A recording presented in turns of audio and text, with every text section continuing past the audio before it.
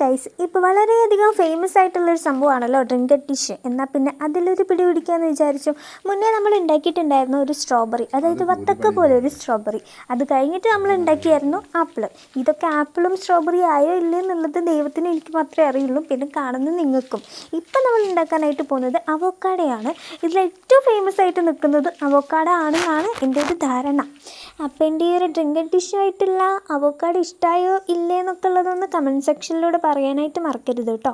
പിന്നെ നമ്മുടെ ചാനൽ ആദ്യമായിട്ട് കാണുന്ന ആരെങ്കിലുമൊക്കെ ഉണ്ടെങ്കിൽ ചാനലൊന്ന് സബ്സ്ക്രൈബൊക്കെ ചെയ്യുക, ഒന്ന് സപ്പോർട്ടൊക്കെ ചെയ്യുക, ഒന്ന് ലൈക്കൊക്കെ ചെയ്യുക കേട്ടോ.